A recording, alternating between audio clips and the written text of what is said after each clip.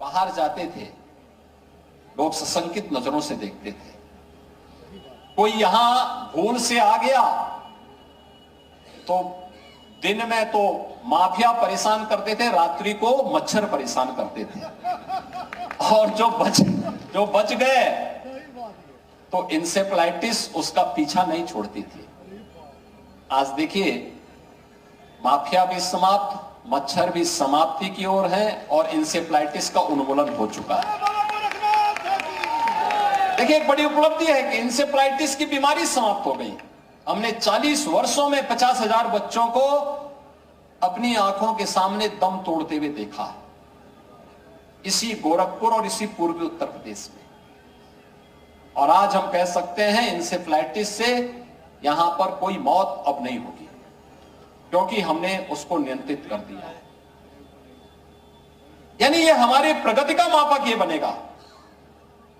हम प्रमाण के साथ इस बात को कह रहे हैं, ये केवल घोषणा नहीं है, यह हकीकत है। और हकीकत ये, इंसेफ्लाइटिस यहां से समाप्त हो चुका है। अब यहां के बच्चों को डरने की आवश्यकता नहीं है।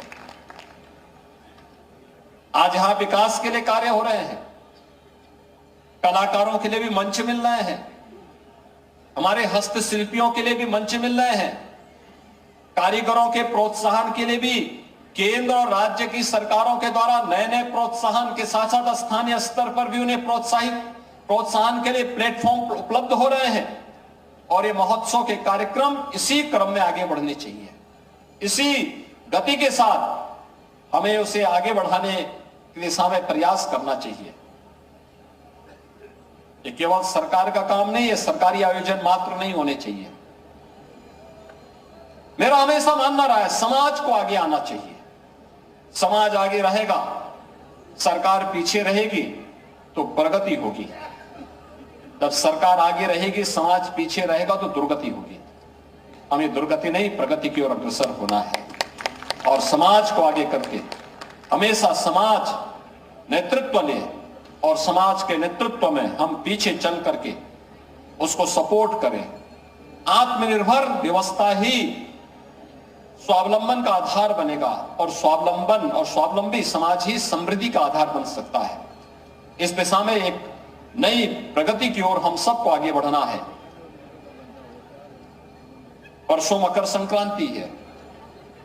मकर संक्रांति के बाद, मकर संक्रांति के अवसर पर कल हमारा दायित्व होना चाहिए कि कल से लेकर के और लगातार 21 जनवरी तक हम स्वच्छता के एक अभियान के साथ जुड़े। प्लास्टिक मुक्त गोरखपुर। प्लास्टिक सड़क पे नहीं, पार्क में नहीं, खाली प्लॉट में नहीं, किसी नाले में नहीं, किसी अन्य जगह नहीं, हम प्लास्टिक का उपयोग नहीं करेंगे। कोई कूड़ा नहीं कहीं दिखाई देगा। जैसे दीपावली के अवसर पर या घर में कोई मांगलिक कार्यक्रम होता है, हम घर की साफ सफाई करते हैं, ऐसे ही मकर संक्रांति के लिए कल करिए और 22 जनवरी के लिए फिर मकर संक्रांति के बाद से लग जाइए। अभी से 16 जनवरी के लिए, 16 जनवरी से अभी से हम तैयारी करें। हर देव मंदिर में और परिवार के लोग हर घर में राम नाम संकीर्तन का पाठ करें। हमारे यहां कोई मांगलिक कार्यक्रम होता है तो हम लोग पहले से खंड रामायण का पाठ करते हैं। राम नाम संकीर्तन का सभी परिवार के लोग, गांव के लोग, मोहल्ले के लोग मिलकर के इस कार्यक्रम के साथ जुड़ते हैं और हम लोगों को भी प्रभु के नाम का स्मरण करना चाहिए। 22 जनवरी के कार्यक्रम में प्रातःकाल घर में साफ सफाई, पूजा पाठ करने के बाद जैसे ही अयोध्या का कार्यक्रम आए, उसको हम अपने घरों में देखें, देव मंदिरों में स्क्रीन लगा करके उसका लाइव प्रसारण देखें, उस दृश्य के साक्षी बने। सैकड़ों वर्षों के बाद यह दिन आया है और हजारों वर्षों के लिए आने जा रहा है। याद करिए, सैकड़ों वर्षों के बाद आया है, 500 वर्षों के बाद कितनी पीढ़ियों ने संघर्ष किया। बहुत सारी पीढ़ियां संघर्ष करते करते चली गई, लेकिन यह दिन नहीं देख पाए। आप सब सौभाग्यशाली हैं, हम सब सौभाग्यशाली हैं कि हम अपनी आंखों से इस दृश्य को देख रहे हैं। प्रभु की लीला का अपने सामने अवतरण देख रहे हैं और उस दृश्य के हम सब साक्षी बने, यह सबसे महत्वपूर्ण है।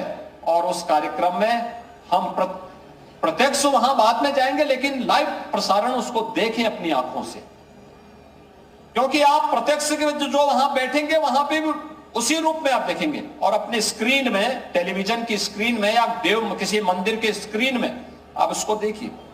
जब एक कार्यक्रम संपन्न हो फिर मंदिर में पूजा करिए और प्रसाद वितरण करिए, कंबल और गरीबों को ऊनी वस्त्र वितरण करिए।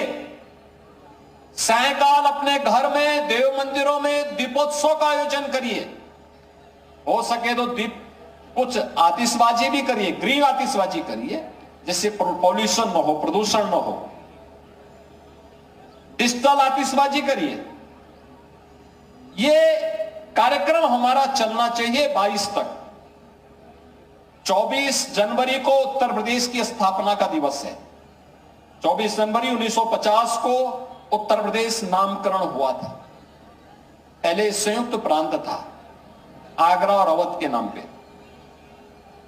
ये उत्तर प्रदेश 24 जनवरी 1950 को इसका नोटिफिकेशन होने के बाद यह कार्यक्रम आगे बढ़ता है और यह उत्तर प्रदेश का स्थापना दिवस का कार्यक्रम। हम कुछ नई योजनाओं के साथ इस दिन आते हैं और इस कार्यक्रम को करने के साथ ही फिर गणतंत्र दिवस, भारत के नागरिकों को संविधान के प्रति अपने कर्तव्यों को निर्वहन करने का दिन। हमने संविधान अंगीकार किया, लेकिन हमारी ड्यूटी क्या है, ये भी तो हमें देखना है। इतना बड़ा देश, इस देश के प्रति, इस देश के संविधान के प्रति हमारी जिम्मेदारी क्या है, एक नागरिक कर्तव्य क्या है, इसको देखने का एक अवसर।